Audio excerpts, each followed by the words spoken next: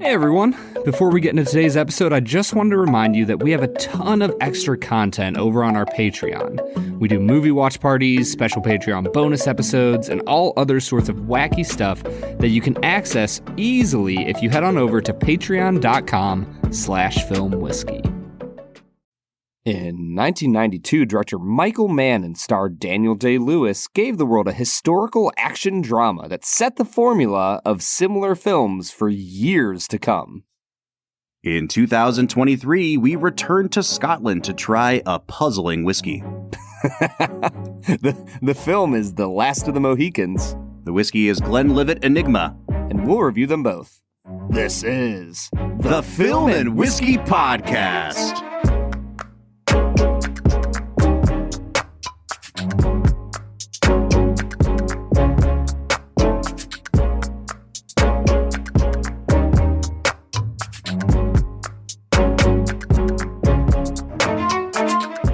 Welcome to the Film and Whiskey Podcast, where each week we review a classic movie and a glass of whiskey. I'm Bob Book. I'm Brad G. And this week we're looking at the 1992 historical epic, The Last of the Mohicans. Brad, this is the last episode of Season 6. The Last of the Mo season? That we have saved the best for last, man. Yeah. I am super excited to talk about this movie, and it's for a very rare reason on this show. Oh. This is my first time seeing The Last of the Mohicans. What? I've never seen it, man. Bob, this is a very famous movie. It is indeed. And I never happened to catch it on the cable growing up. My dad always told me it was a good movie, and so I always wanted to see it. And I love movies in this vein. Early 90s historical epics. That's like my jam. Yeah. And I've just never gotten around to seeing it. And spoiler alert, we have a guest joining us today who we'll intro in just a minute. But when I heard that our guest wanted to talk about this movie, I said, well, I can't watch it now. I have to wait and save myself for this moment. So this is a big deal, man. Yeah, it really is. This might be the second or third time in podcast history that we've both entered, the recording booth on equal ground. That's true. I usually am just objectively superior to you. Well, but not that's today. That's one way of putting it.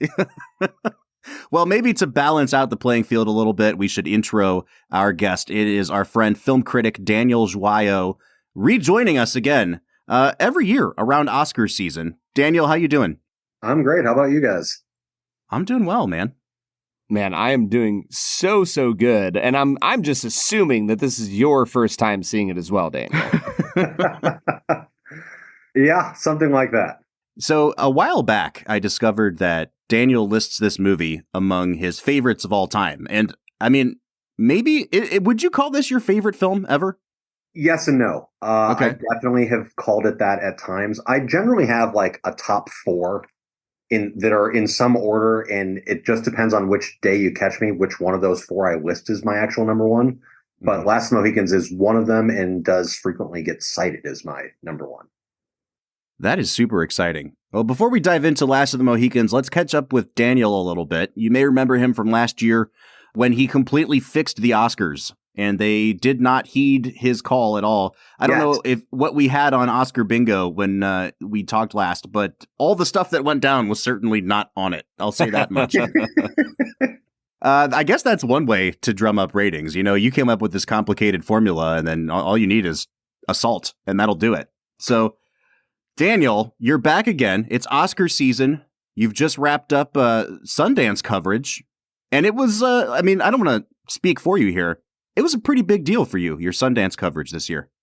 Yeah, I wrote for The Ringer for the first time, which was super exciting. I think as the three of us are probably all men of a certain age and probably discovered Bill Simmons at an early time in college, and his writing it mattered to us. So writing for Grantland and then The Ringer had always been a huge goal for me. So I was really excited to finally do it. I wrote a big Sundance recap roundup piece for them last week. So we've got the Oscars coming up in, about a month now, which is, just way too late. I don't know if you agree with me on this, but a third of the way through the year seems a little bit late for the Oscars. We haven't done an Oscars preview on our podcast yet because, like you, I live in the Midwest where a lot of times the films don't come out until like February. I wanted to submit my 10 best of the year at the end of the year, but I don't get screeners like a lot of people do. And so I have to actually go to the theater or, rent VOD. And I think the last one that I really had to catch up with was Women Talking, which I got around to seeing. And now I feel like I'm ready to submit my top 10 of the year, and it's February. So we're going to hold off a little bit on our Oscars preview, but what are some things that you're most looking forward to with this year's crop of nominees? I'm really fascinated by Best Actress. I think it's an absolute dead heat between Cate Blanchett and Michelle Yeoh. And so I think, a lot of people are saying that Everything Everywhere All at Once, they think is the film to beat. And I think that Best Actress could be the real determination of that. As you're watching the show this year, if Cate Blanchett wins, that could mean that maybe voters aren't quite as high on Everything Everywhere as we thought they were. Or if Michelle wins, then that could mean that that's our best picture. Yeah, I remember walking out of the theater from Everything Everywhere, and I realized, I was like, that movie is a movie that justifies the existence of cinema. Like, you couldn't tell the story they were trying to tell in any other medium. Like it wouldn't work as a book or a radio play or however else you would want to communicate it. Like, that movie just exists to be a movie. And I just was very, very excited about that film. Yep. Totally agree. My other big Oscars question is, I feel like The Banshees of Inisherin is going to win an acting Oscar, but I have no idea which one. I feel like supporting actors is still way up in the air. And I think Carrie Condon could really come in and steal that. I don't want to say steal that one because it would be well-deserved, but I think, once again, it all comes down to some of the major categories. Are people going to reward Brendan Fraser? I feel like The Whale has kind of fallen out of favor with a huge chunk of critics that, I don't want to say they're looking down on the movie now, but will that reflect back on Brendan Fraser because he's really, the only major nomination that movie gets? And if that goes to Colin Farrell, I think everything's fair game at that point because, like you're saying, Everything Everywhere might be in pole position right now, but I think Banshees of Inisherin is right there with it. Totally agree. All right. There you go. There's the Oscars preview for 2023. Let's dive into talking about The Last of the Mohicans, Brad. And that means that it is time to segue into Brad Explains, the part of the podcast where Brad breaks down the plot of the film that he has just seen, often for the first time. As we know, this was your first time seeing Last of the Mohicans. Brad, before you dive into your explanation of this movie, were you familiar with the source text at all? Like, did you read the book when you were growing up? I did not read the book. I was culturally slightly familiar with the film. I knew that it was a Daniel Day-Lewis movie, one of his earlier ones, if I'm correct, and that it's a historical, French Indian War drama, and so those were about the most I was familiar with it. All right, so you went into this pretty cold, which means we should get a hell of an entertaining Brad Explains out of this. Brad, you've got 60 seconds on the clock, and go. Daniel Day-Lewis is a trapper who has been adopted into a Mohican family and is conscripted by the British Army into fighting against the French Huron Indian forces in the area, in the New York territory. He initially refuses to help the British, but eventually falls in love with one of the colonel or general's daughters, and he tries to save her. The fort that they're fighting in is conquered by the French, but as they are allowed to leave peaceably, the Huron Indians attack the British in an ambush, and lots of wild things happen. He saves them once again from the Huron, has to escape them by jumping into a waterfall, and then he goes peaceably and convinces the chief of the Huron tribe to give 5 up seconds. the girls, and his brother dies. And all right, I'm going to cut you off there. Mohican. Man, that thing really tailed off there at the end. There's a lot that happens in this movie, Bob. There is a lot that happens. And I guess I'll say the first thing that really struck me about this movie, I don't want to say that the first hour and 15 minutes are slow, but there's certainly less that happens. And it just so happened that I had to turn the movie off for a bit at about that 1 hour and 15 minute mark. And it's right when they are They've made their deal with the French that they're going to surrender, and they're kind of leaving through that valley where they end up getting surrounded on both sides and ambushed. And it was right before that scene happened. And I see them on horseback. I had to hit pause. I came back to it. And from that moment on, there are so many developments in this movie, and it just moves like crazy.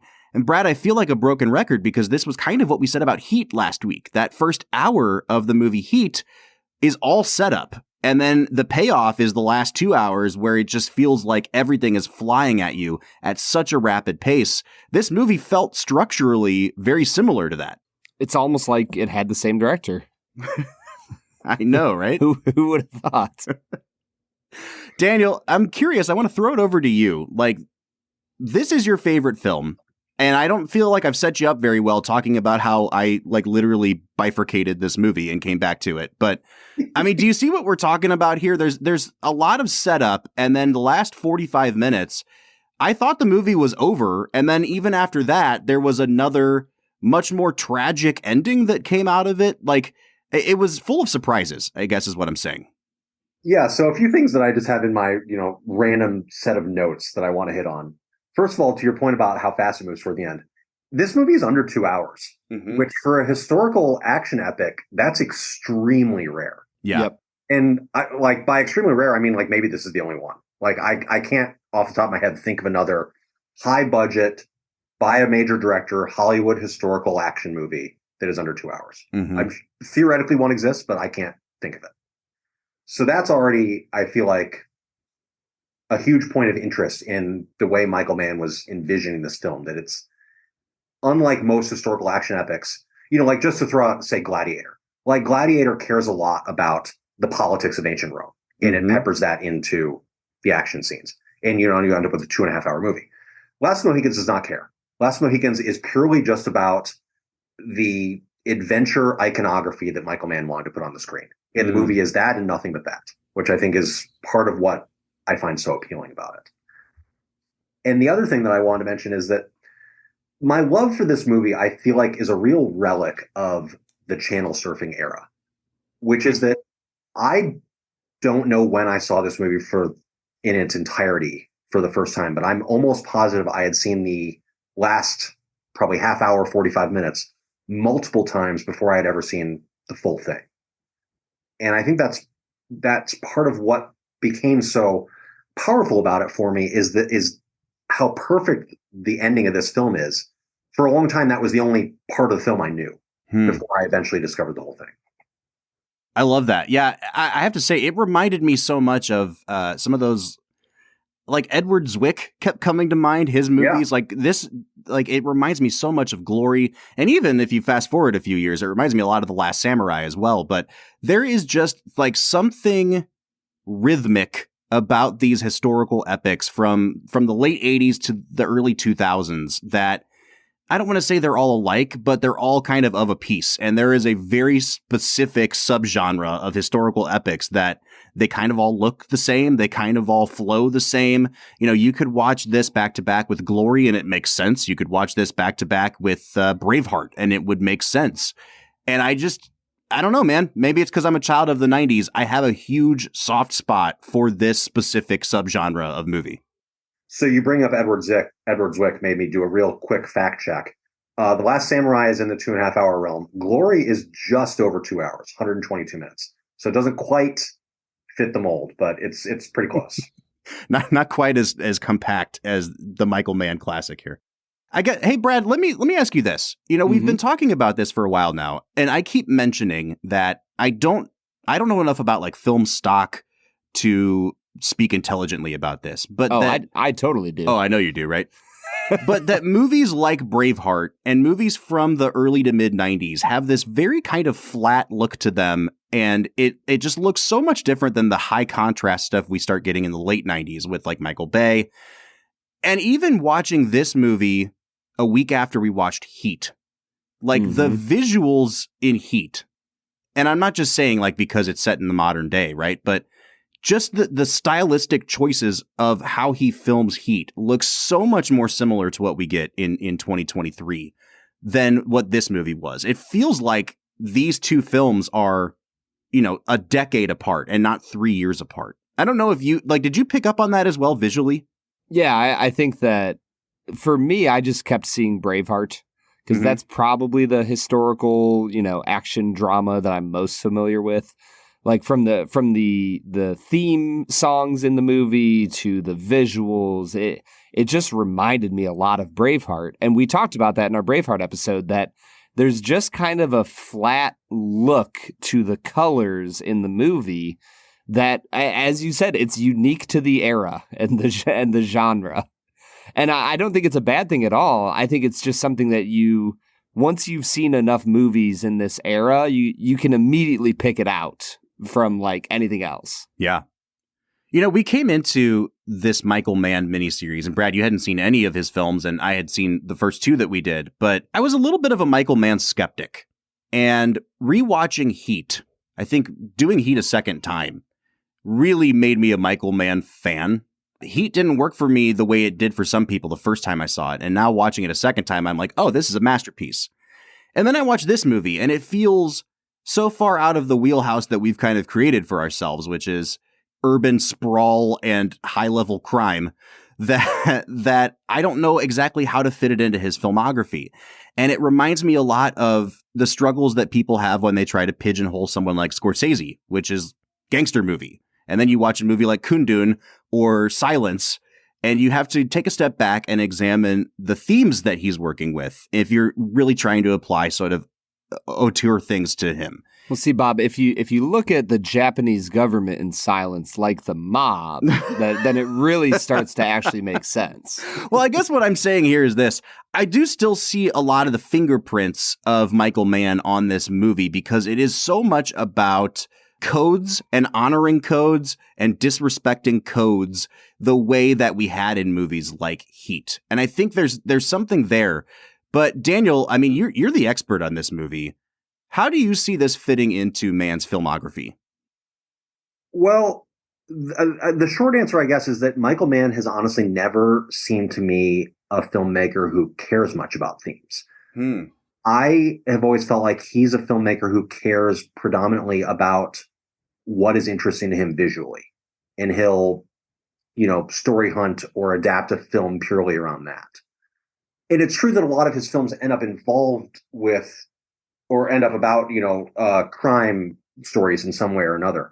But I don't think that's because he's interested in good or bad or criminal punishment or anything like that in terms of themes. I think it's just about the way he wants to portray action. I was going to say, it seems to me like Mann is very interested in how crime creates high tension situations. Yeah, he would never direct like 500 Days of Summer, just about a normal relationship and how it affects this guy's life. Like it doesn't seem like Mann would be interested in a story like that. He wants to put his characters into really high pressure situations and kind of see what comes out of them. Is that fair? Yeah, I think for the most part that's fair. And I mean, like you said, with high pressure situations, I think you can even fit Ali and The Insider into The Insider, yeah, for sure. All right, so I want to press you a little bit on Mann then, because I'm still, like, I tipped into being a Mann fan, and now I'm back into being a Mann agnostic a little bit, because, I mentioned Edward Zwick a little bit earlier, and as I watched this film, I thought to myself, what is Mann doing here visually that an Edward Zwick wouldn't do? And, I don't mean to pit the two of them against each other, but in a lot of ways, this did feel like your kind of standard studio historical epic from the early to mid 90s. And so when you look at this film in particular, like, what do you think Mann brings to the table visually that other directors couldn't or wouldn't do? So when I think about The Last of the Mohicans, I do love the whole movie. I don't want to minimize that. But I almost feel like I have to specify that I'm really mostly talking about the last half hour. That I think the last half hour is about as perfect as filmmaking gets. And then to even zoom more hyper specifically, the last 10 minutes. And the last 10 minutes is what I think of as pure cinema. There is no dialogue in the last 10 minutes, except for the final coda where they're, standing at the cliff and talking about being the quote unquote last of the Mohicans. But before that, the final 10 minutes, is three things. It is music, it is imagery, and it is editing. And there is no dialogue at all. And so when you ask about what Mann brings to this story, that's what, or, you know, that say an Edward Zwick doesn't, that's what it is that for Mann, this story is all about how I can tell this story with a camera. And Edward Zwick, I think, is much more interested in kind of educating audiences and also kind of moralizing to audiences, which isn't to say that he's not good at the visual elements of film. I mean, I like a lot of Edward Zwick movies, but he has an agenda that goes beyond filmmaking, I would say, whereas Michael Mann really doesn't. For Mann, I think it's the filmmaking is the be-all, end-all. For the lesser cinephiles out there, can you give me some Edward Zwick movies that would be common knowledge to the public? Yeah, the most famous ones are probably going to be Glory, Blood Diamond, The Last Samurai. Okay.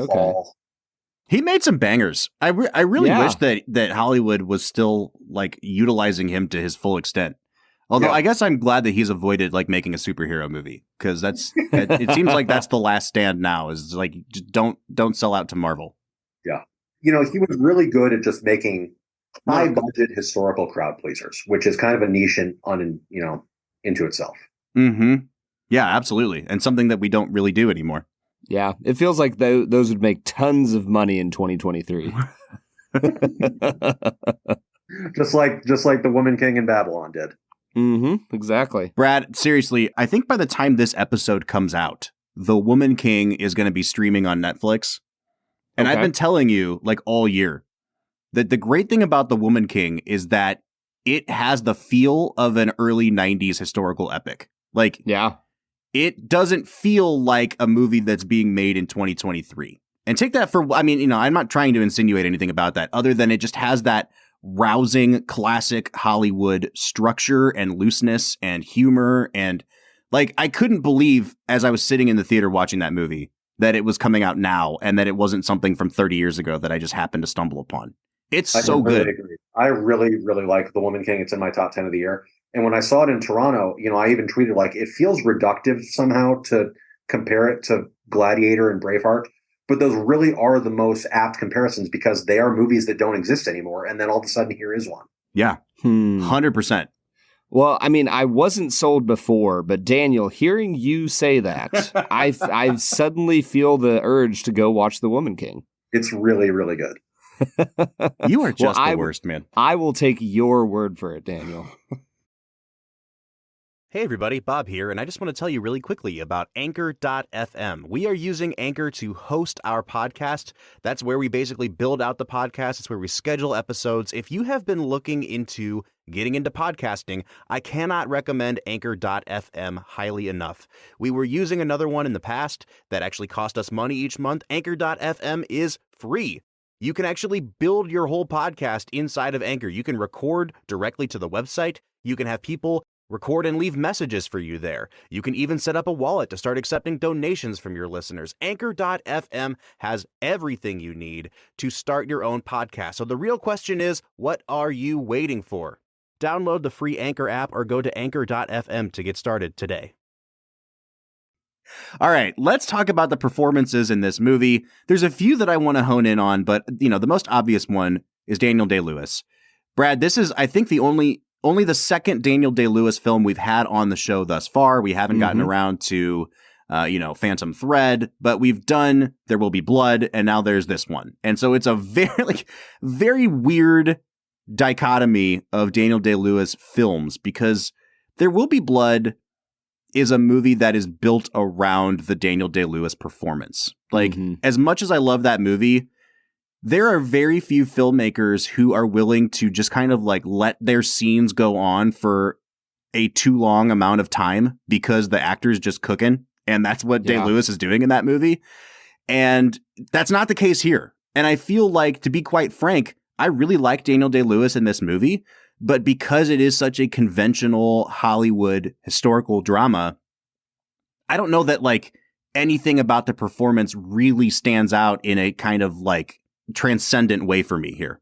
Yeah, I will say, for some reason, I don't know why, I was under the impression that he won the Academy Award for Best Actor for this performance. Oh, interesting. Like I knew that he had won a few throughout his career, but I really genuinely thought he had won it for The Last of the Mohicans. And so like I was getting near the end of the movie and I was like, man, like this is a good performance. It's nothing to sneeze at, but I don't know if it's a Oscar-worthy performance, especially with There Will Be Blood being the other example of Daniel Day-Lewis I had in my head.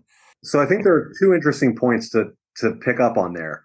One is that this movie actually was almost completely ignored by the Oscars. I think it won Best Sound, but it was also its only nomination. Yep, you are right there.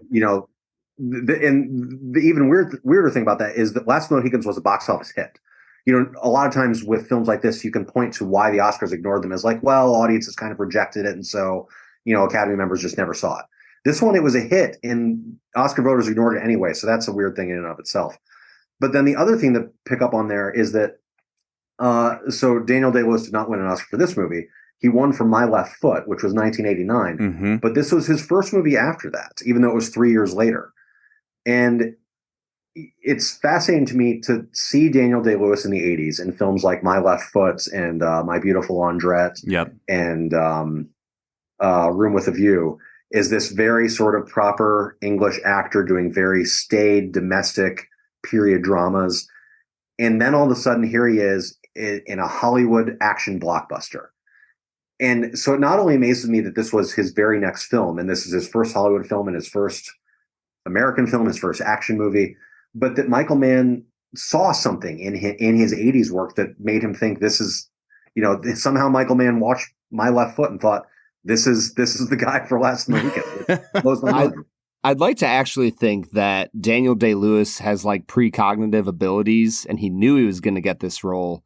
So he was just like living in the forest where Michael Mann went to scout for the movie. And he just stumbled upon Daniel Day-Lewis already being Nathaniel Poe. So it's hilarious that you said that because I watched the director's commentary on Last of the Mohicans for the first time today, just to see if, I was going to pick up any. I've seen the movie a million times, but I don't think I'd ever watched the director's commentary.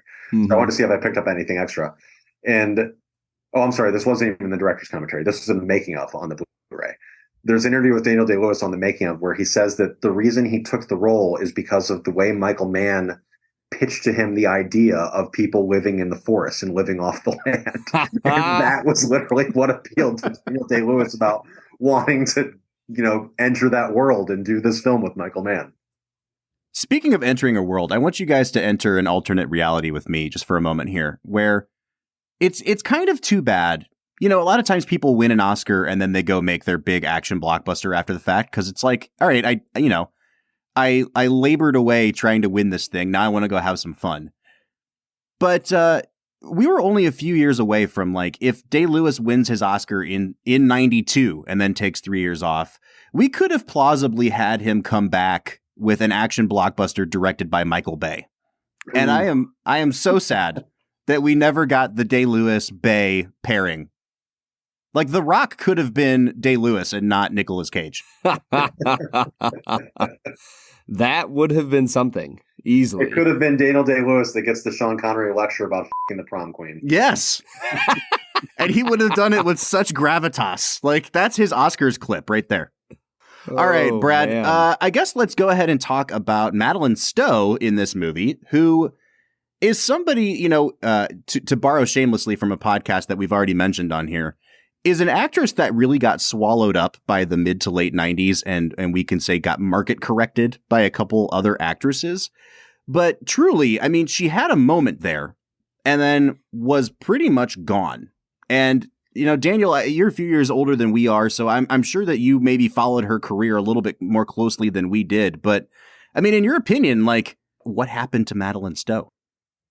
The short answer is I have no idea. I think of her and Julia Ormond in the same kind of category is these beautiful brunette actresses that had this sort of classical range to them that were in a pretty good number of major, huge Hollywood movies in the early to mid 90s and then just disappeared off the face of the earth. And, I don't know the answer, so I don't want to pretend as though I do. But with a lot of these actresses, I think sometimes the case is they didn't want it, that they wanted to raise a family instead. That's definitely what happened to Bridget Fonda, and she said as much. Yeah. But whether or not that's the case with what happened to Madeline Stowe, I have no idea. But another one of my favorite movies from the era is 12 Monkeys, which she was also fantastic in. Yeah. I do think that you can never underestimate the Julia Roberts atomic bomb that went off in Hollywood in the 90s and how, I mean, you hit the nail on the head. There was just like a plethora of brunette leading women. And, she's one of them. And I think her face very structurally reminds me a lot of Juliette Binoche as well. And so I think there may have been some confusion. I think she looks a lot like Andie MacDowell. Like, there were just so many people competing for these roles. And then all of a sudden, Julia Roberts upends all that. And now there's no more rules because everybody wants like this redhead who's, doing a completely different thing. It's just really interesting to me to see people throughout, Hollywood history who had such a good career and then they just happened to run up against the 2017 warriors of actresses or actors. And it just seems like the whole climate of Hollywood changes and the rug gets pulled out from under them a little bit. Yeah. I was listening to a Hollywood Reporter podcast interview with Michelle Pfeiffer a while back. And there was a part in the interview where they just said, I've seen your name attached to a lot of roles that you allegedly turned down. Can we just go through some of them?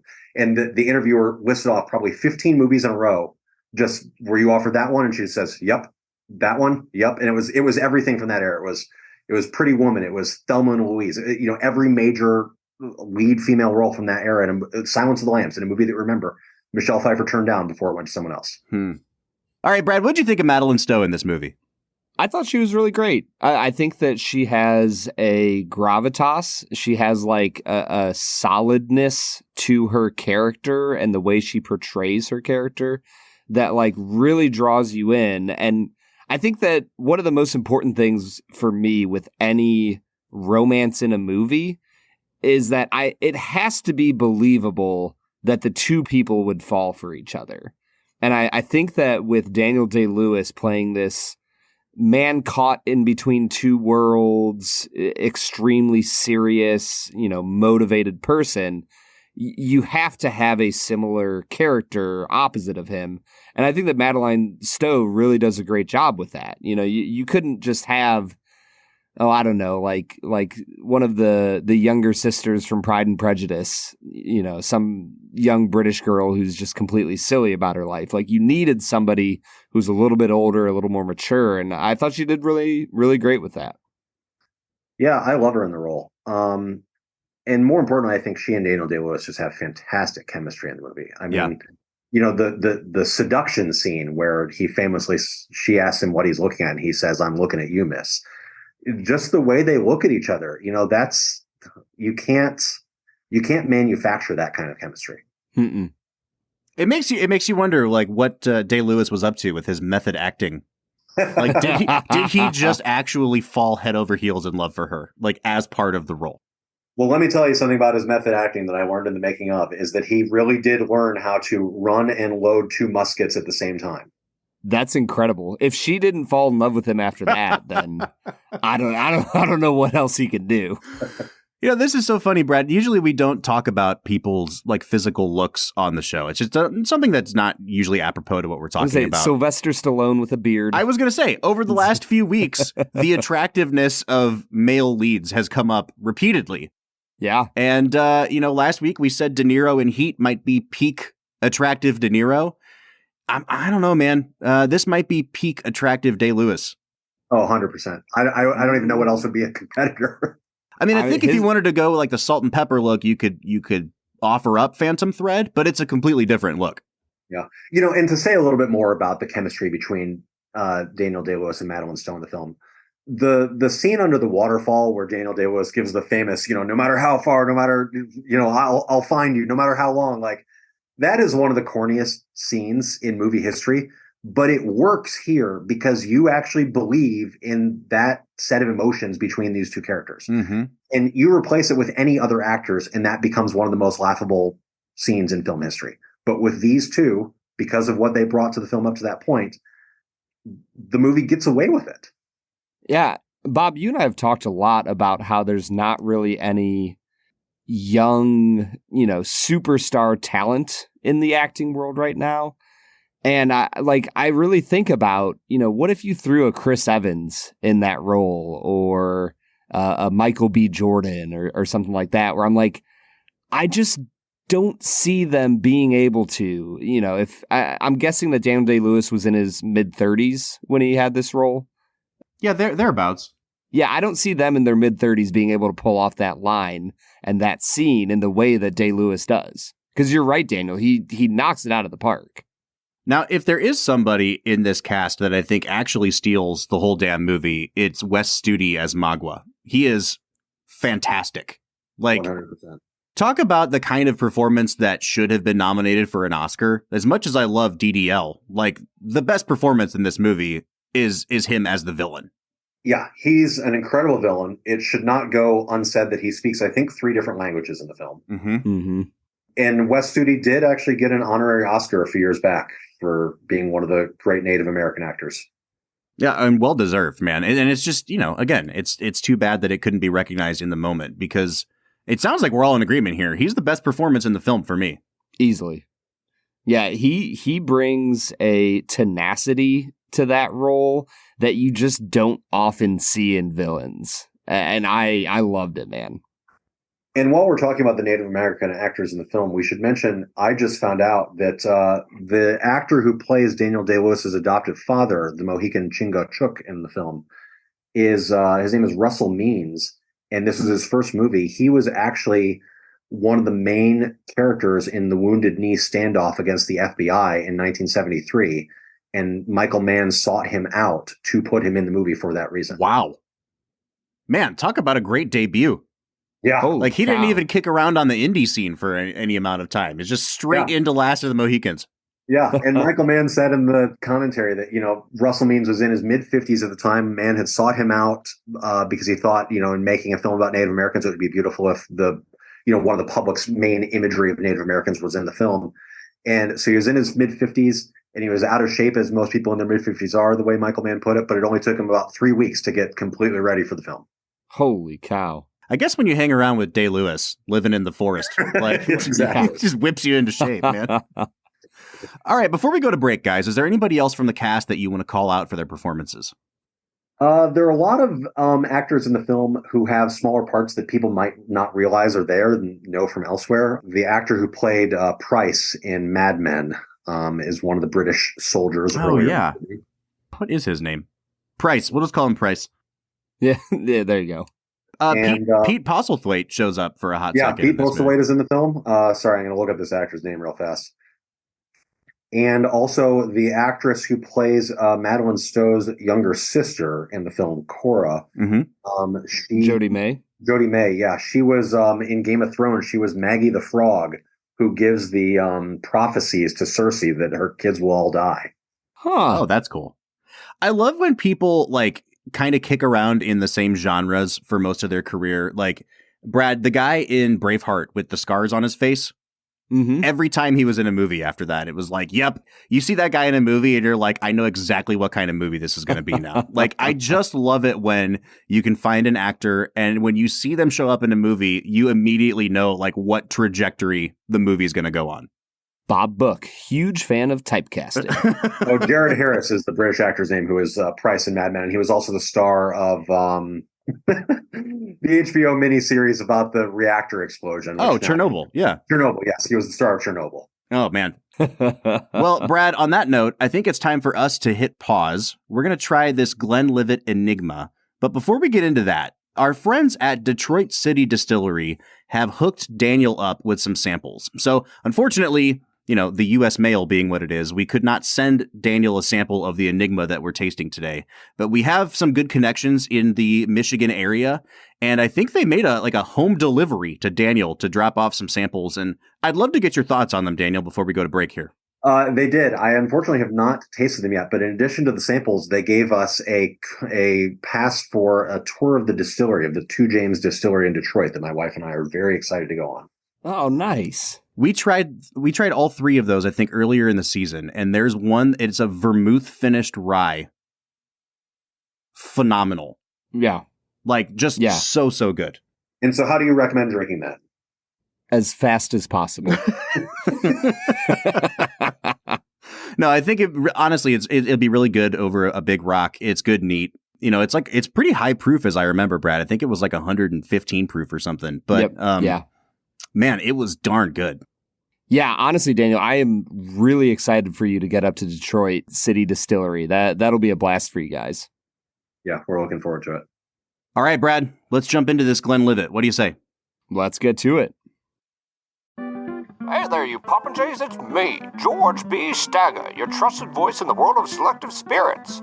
Today's 60-second whiskey appraisal is brought to you by Doc Swinson's. Doc Swinson's, the perfect whiskey for adventurous whiskey explorers.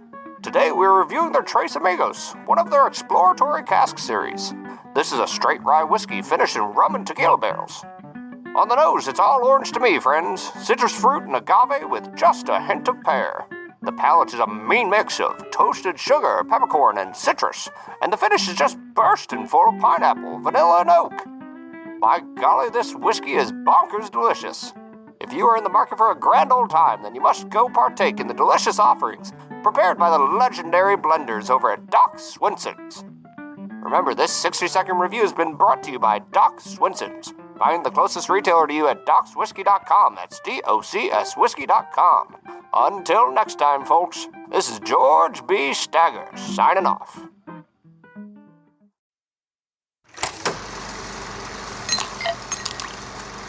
All right, so today we are checking out the Glenlivet Enigma. Brad, this is a special release whiskey from the Glenlivet Distillery. It is part of a series that they call the Mystery Series, where they put out a whiskey with absolutely no information about it. Like legally they have to put the ABV on the packaging, so we know that this is a very high proof Scotch. But they don't release any tasting notes. They don't release any of the information about the barrel or how long it's been aged. Like it's kind of cool. It's like a little game. And then later on in the year of that special release, they ostensibly released that information to the public so they can play along.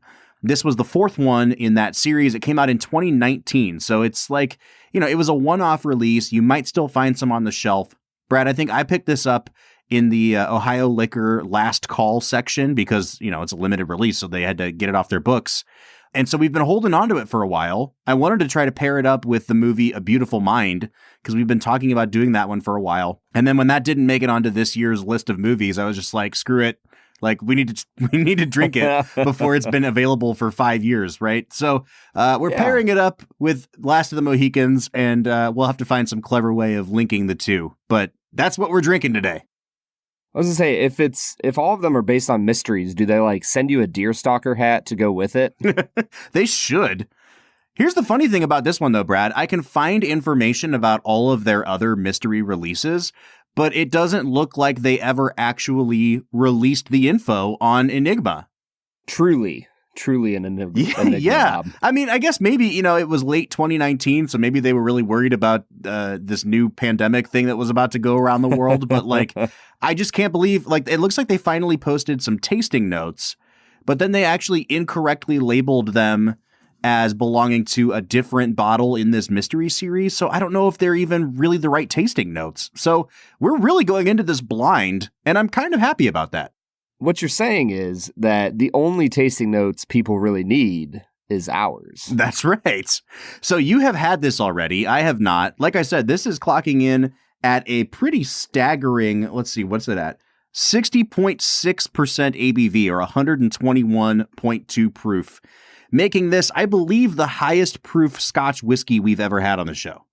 Yeah, I was going to say, is it Ardbeg that has a barrel proof Scotch that we had? Yeah, Lafroig has one too, but I don't think we've tried their cask strength version. We have with the Ardbeg, which one was that? Ugadal. Ugadal? Yeah, yep. The Ugadal was delicious. Yeah, I honestly, after having this one, I think that more scotches need to be made at cask strength because they're delicious, Bob. They're really good. I am swirling this around in my glass right now, Brad, and I have to say the color on this is really interesting. It's a little bit more caramely in color than you normally get with a Scotch, and it almost has a reddish hue to it. It's like a strawberry blonde kind of whiskey. I'm digging it so far, man, but let's go ahead and jump into our nosing notes. I'm going to stick my nose in this glass while you regale us with yours. Yeah, this one has an incredible nose. I got a little bit of honey at the start, and then there's some charcuterie, there's some vanilla, and then a little hint of a herbal, almost like a watercress.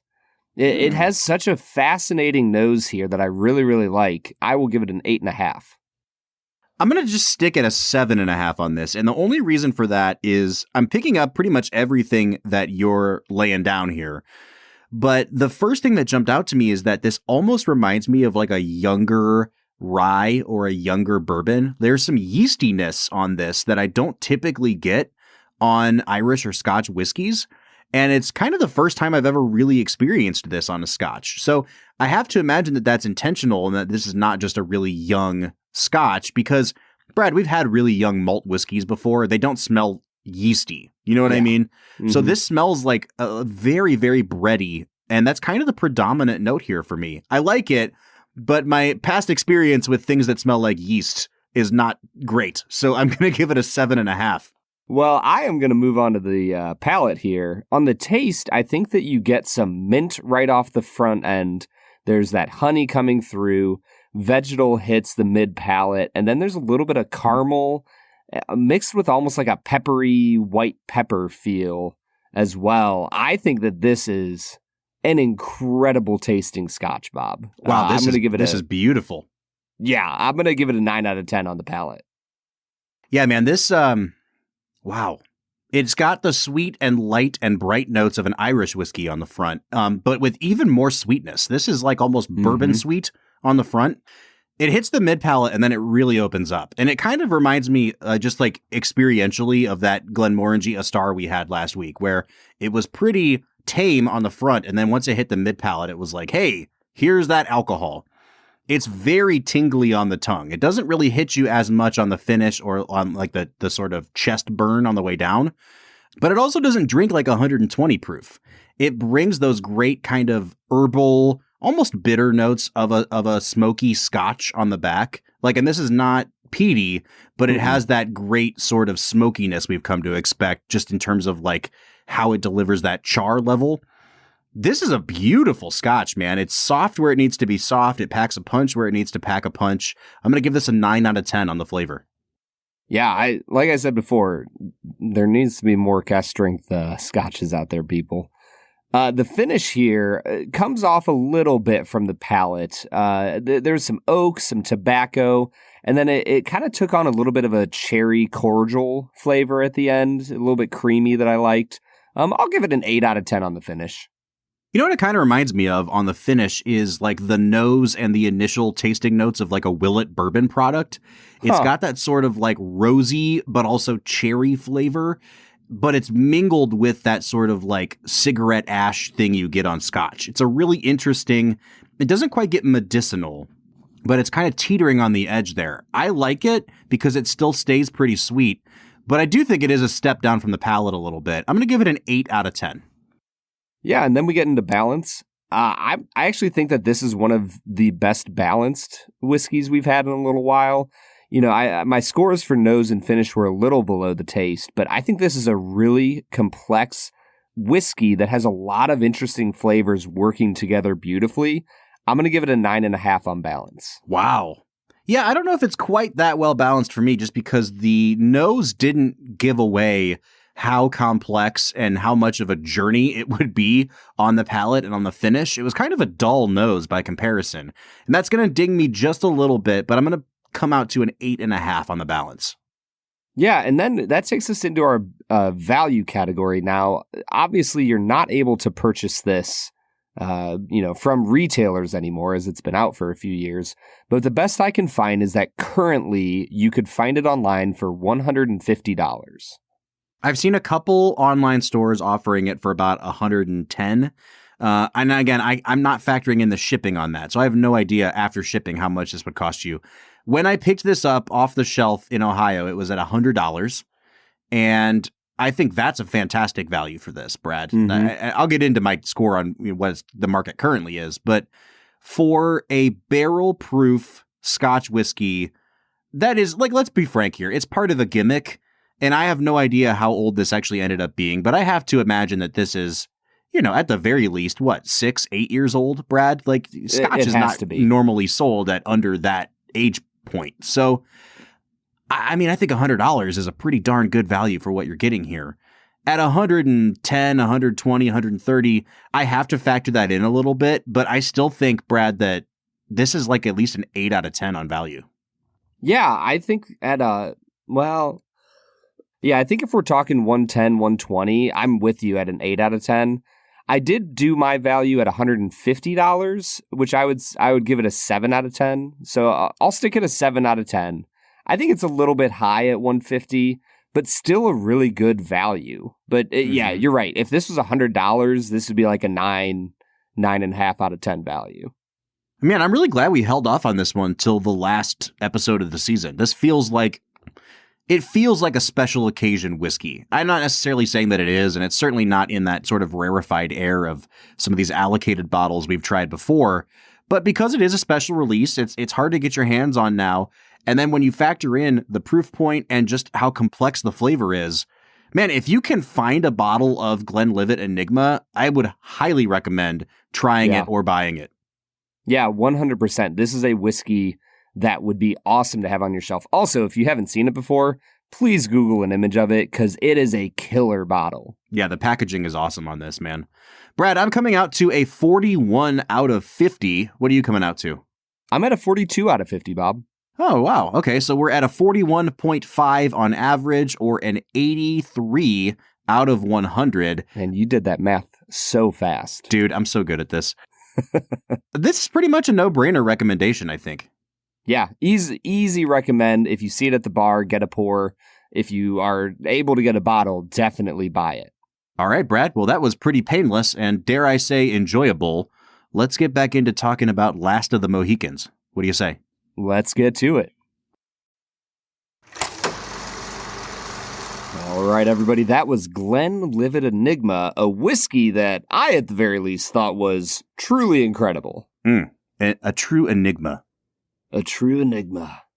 You know, it isn't a true enigma. How terrible you are at 2 facts and a falsehood. 2 facts and a falsehood. Every time I'm given a glimmer of hope that I will finish above 500 on this season, the door just slams shut. I mean, it slams shut. You got me again last week with Heat. As I recall, last week you crafted some pretty good ones. Yeah. Well, I only craft one. That's true. That's true. The internet crafts the other two. How long till you start using like Chat GPT to start making these questions? Who's to say that I haven't been using it all along? It's all been an AI simulation. I'm an AI simulation. All right, man.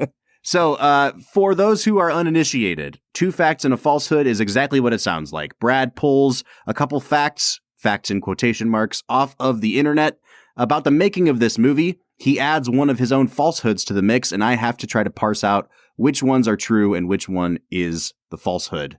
Brad, go ahead and hit me with your 2 facts and a falsehood. Alrighty. Fact number 1. Colonel Monroe here is a heavily fictionalized version of his real-life counterpart. The real Colonel Monroe never married, had no children. He survived the massacre of his men and reached Albany only to die 3 months later of an epileptic seizure. That's what you get. Fact number 2, the story told by Nathaniel when they are hiding from the Huron War Party was based on the poem Stargazer, written by famous Native American poet Chrysosto Apache.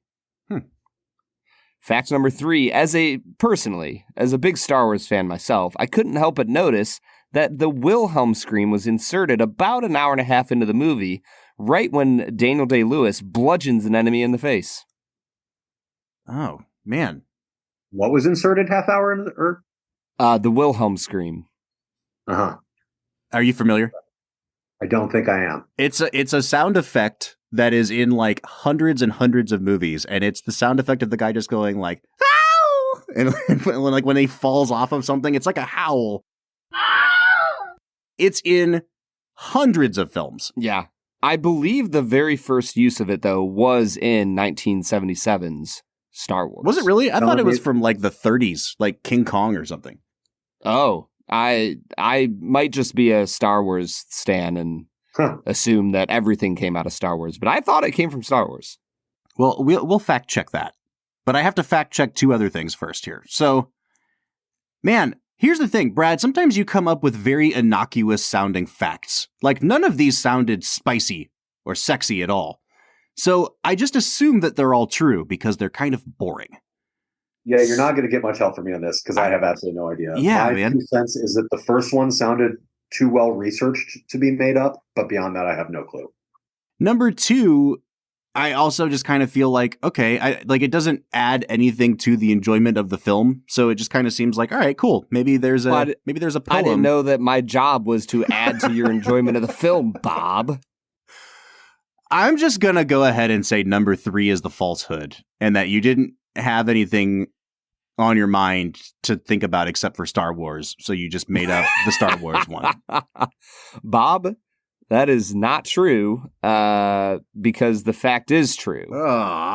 The Wilhelm scream is in the film at the hour, I think it's hour 38 minutes. It's somewhere in the, right around an hour and a half. Now, did you notice that yourself, or was that on IMDb somewhere? It was on IMDb, and then I went back to that area and heard it. Okay. It's not quite as clear as it is in the Star Wars films, but it is there. Okay. Fact number 2 was the falsehood.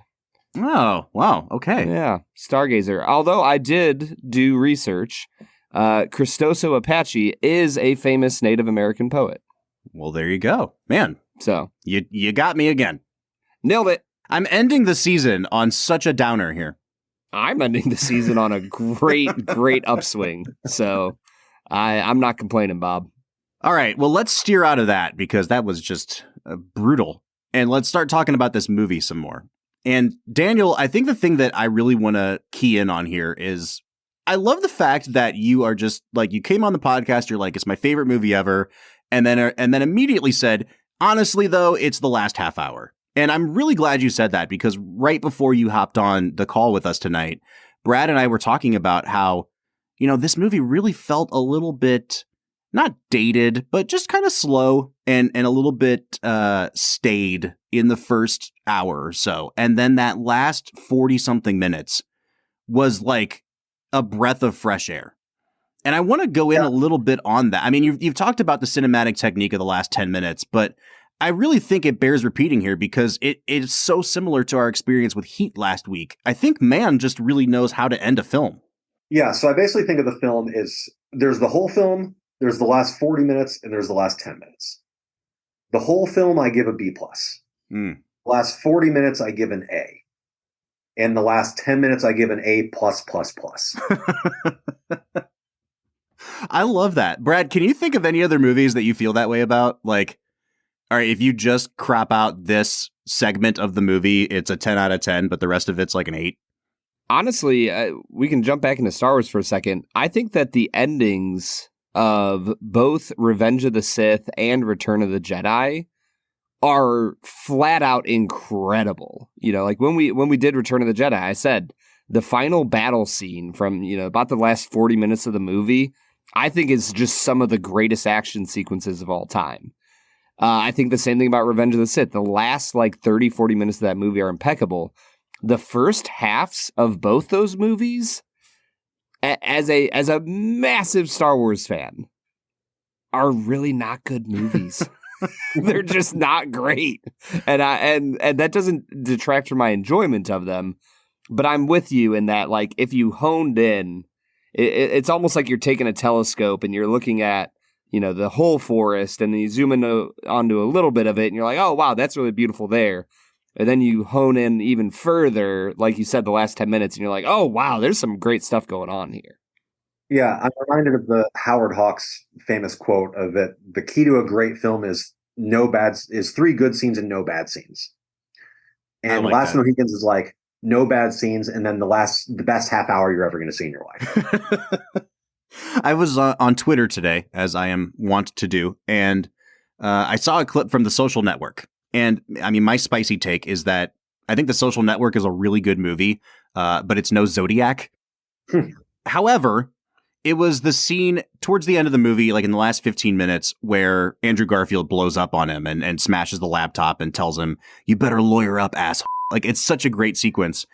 I think you and I saw the same tweet because it was someone talking about how the random quote, "I'm sorry I wasn't wearing my you flip-flops," was her favorite lines ever.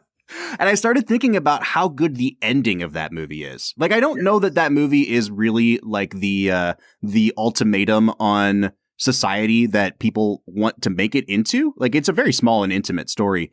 But from that moment to, the final speech that Rashida Jones gives where she says, "You're not an asshole, you're just trying so hard to be." And then immediately the needle drop of "Baby, You're a Rich Man." It is such a great last 15 minutes. Whereas the rest of the movie is like a B+ to me.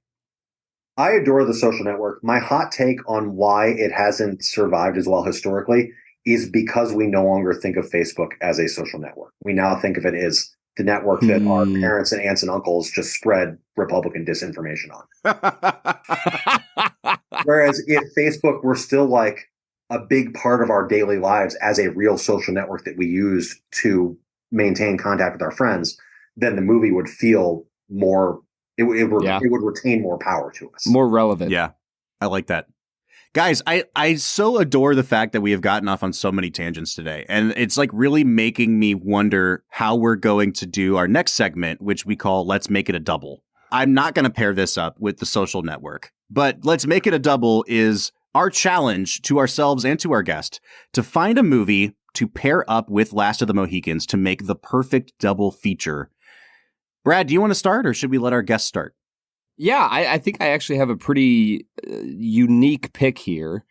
The theme song in this movie obviously has a very Bravehearty, Gladiator type of feel to it.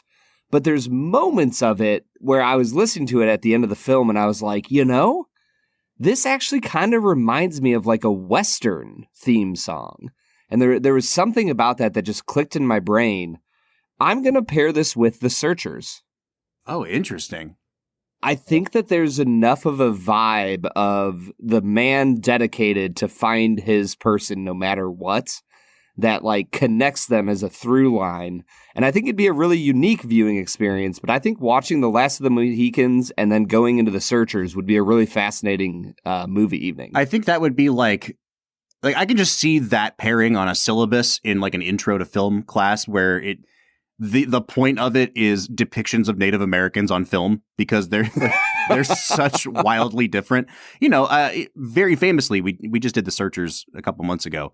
Like the main villain in that movie is supposed to be a Native American and it's played by a German guy. Like it just really rough. That did not age well at all. But I think you're right, Brad, that there are some themes that they share in common, and they do have that sort of, I don't know, they have that weightiness to them that these kind of sprawling historical epics have. I like that pairing. Yeah. Thanks, man. I'll go next because I don't think that mine is going to be that good this week. Sometimes I come up with really clever ones, and I was trying to think of like, oh, maybe if you just want to watch 5 hours of British soldiers getting shot, like pair it up with RRR. That would be a fantastic double pair, right? But I think, honestly, the one that keeps coming back to me is The Last Samurai, which is, again, I think would be an interesting pairing to compare and contrast. The Last Samurai is a movie that has caught a lot of crap over the last decade or so because, it gets lumped in as a white savior movie. I think it's a little bit more nuanced than people make it out to be, but they both have that sort of classic Hollywood feel to them. And I think they also share really similar themes. Brad, you said it perfectly earlier about a man torn between two worlds. We haven't talked about the ending of this film yet. I think I will a little bit in my final score.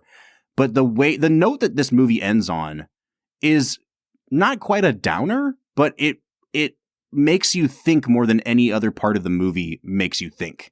And I really love that questions of identity arise towards the end of this film. And it's really similar with The Last Samurai. So that's going to be my pairing. Can I ask a quick question to clarify? Did I miss something where they talked about how like the Mohican tribe had died out? Yeah, that was like right at the beginning. It actually might have been in the title card.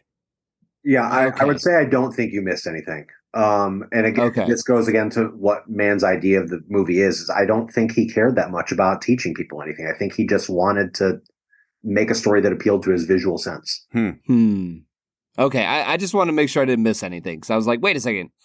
So like Chingachgook just announces that he's the last of the Mohicans. And I was kind of like, wait.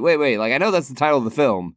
but the title is over Daniel Day-Lewis, and I thought he was the last of the Mohicans, and I don't remember them saying anything about it. But if that's not what Mann was going for, then that's fine. I'm in. So something interesting about this film is that in the intro, you guys talked about whether you're familiar with the source material or ever read the book.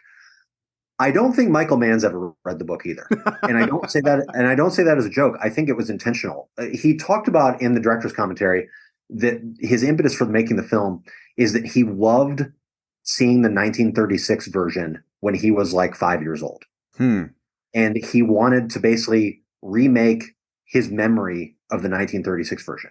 So I don't think he cared about the book as source material at all. To him, the source material was the 1936 film. Oh, I love that. I just love it when directors completely discard the sort, like, you know, all the stories about Scorsese never watching Infernal Affairs before he did The Departed. Like, I don't know if I buy it, but I love that they're just like, nope, I'm going to do my own thing. I'm not even worried about the source material. Yeah. I mean, far be it for me to call Scorsese a liar, but I'm not sure I buy that, because when you see the two films, The Departed is almost a shot-for-shot remake. Yeah. So anyway, Last Samurai is my pick, and I think it goes back to what you're saying here too, Brad. Like, not only does it ask these questions of identity, but it also kind of asks the question of like, who is the last samurai? Who is the last of the Mohicans? And, you know, we can make it a triple feature and just bring your favorite Star Wars film into that and do The Last Jedi as well. Let's have a last series. Daniel, what is your pick for the double feature? So, you know, everything I love about The Last Mohicans is the way the last 10 minutes are structured and the way Michael Mann creates what I think is this absolute perfect fusion between imagery, music, and editing. And dialogue isn't even remotely a part of that. So I tried to think of another movie where the ending is this perfect capture of visuals, music, and editing and doesn't need dialogue. And guess what? I stumbled on another Michael Mann film. So it is Ali, the Will Smith Muhammad Ali biopic from 2001, which is not one of Mann's most well-regarded films. And there are parts of it that don't work. There are parts of it that come off as a bit of a mess. But when you get to the last 15 minutes of that film, which are the famous Rumble in the Jungle fight between Muhammad Ali and George Foreman, that the last 15 minutes just bang on all cylinders. And especially, you know, what's interesting to me about both Ali and Last of the Mohicans is just before the ending, I can point to an exact moment where it's like, okay, this is where it like almost like really starts for me. With Last of the Mohicans, it's right when the music kicks in and they put the guy on the fire and they start walking away from the Indian War Council. Yep. With Ali, it is during the Ali Foreman fight, during a timeout between rounds, and one of the girls holding the round cards is kind of walking around the ring, and she catches a glimpse of Ali, and Ali winks at her. And from that moment, the next 5 minutes are about the best 5 minutes you'll ever see in your life. And it's a perfect recreation of the ending of the Ali Foreman 1974 fight, seen only the way Michael Mann can see it. No dialogue, just music, ends on the most gorgeous freeze frame you'll ever see. And it gives me goosebumps no matter how many times I watch it. Yeah, I think, Brad, that's one thing we haven't really talked about with Mann. And it's because there haven't been a lot of needle drops in the movies that we watched. But he really is one of the best when it comes to incorporating existing music into his movies. And his sensibility for like what music can do to transport you. And I've been holding off on this because I know that you have never watched anything by Mann. But, you know, he helped create Miami Vice, the TV show, the famous TV show. There's an episode of Miami Vice. It's like the second or third episode ever. And there's been this like overarching story arc where they're going to try to take down this drug kingpin. And it's these two cops, and they are pretty much convinced that they're going to die. And Don Johnson's character is divorced and lonely and brooding. And there's Bob, I just want you to know that I have goosebumps because I already know what scene you're talking about. It's so freaking good, man. And he pulls over on the side of the road as they're like going to try to take down this drug kingpin. And he calls his wife on a payphone, and they have this conversation where he just asks, like, you know, was it real between us? You know, and behind all that, he layers in Phil Collins In the Air Tonight. And then the drums hit. And it's like nothing had ever been like that on TV before, or I think since. It's like one of the best directed things I've ever seen in my entire life. To your point, Daniel, it's probably the most blissful 3 minutes I've ever spent like watching anything. It just like it really is this kind of like transporting experience. Yeah, and something I love about cinema is the very specific curation of the last shot and knowing exactly, do the credits start rolling this second or 2 seconds later? And I feel like no one is better at that than Michael Mann. I don't know if you guys have seen his Miami Vice film adaptation with Colin Farrell and Jamie Foxx, but the way that film ends and he uses a Mogwai song to soundtrack the ending and the final shot of, I think it's Colin Farrell walking into the hospital to check on someone, and just everything about it is just the perfect ending. Well, I think this has been about the perfect ending to our season 6, Brad. That means we only have one thing left to do, and that's to give this movie a final score out of 10. I do feel a little bit better knowing that Daniel kind of thinks of the movie as a whole as a B+, because I'm kind of in the same boat. Like, there are moments in this movie that are absolutely transcendent. And then taken as a whole, I really do think it kind of belongs in the conversation with a movie like Glory, with a movie like Braveheart. I think, Brad, I'm going to give this movie an 8 out of 10. At that hour and 15-minute mark, I was at like a 7. And that was kind of generous, honestly. And then the last 45 minutes happened, and I was like, oh my gosh, this man, Michael Mann, knows how to end a film.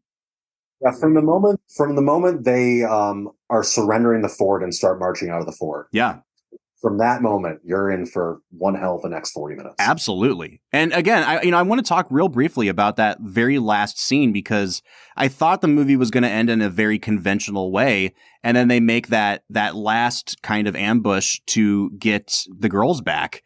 And it ends tragically. And then you have the reflection point at the end of the movie with Hawkeye and his adoptive father. And his father is saying, like, I am the last of the Mohicans. And then they just share this very long, knowing look where it says, and you are not. Like, you're not the last of the Mohicans. Like, you might be my adoptive son, but my son is dead, and I'm the last one in this lineage. And it really hammers home this idea that Hawkeye is a guy that's caught between two worlds and will never really feel like he belongs in either of them. And it really deepened the movie and added so much nuance that hadn't been there before. I think that exchange alone kind of bumped this movie up to an 8 for me, Brad. Yeah, I think all of that is fair. I think for me, I'm going to give it a 7.5 out of 10.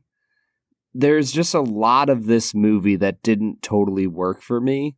And for being somebody who's kind of known for a lot of his action scenes, I think the action scenes in this movie let me down a lot. At least some of the bigger set pieces. I can't tell you how many times I was watching this, and you just kind of have this big old shot of the entire battle that lingers a little too long, which I think is another issue I have with Mann's action scenes. But you just see, like, actors just kind of standing around waiting for somebody to come attack them, and the choreography of the scenes is not very impactful.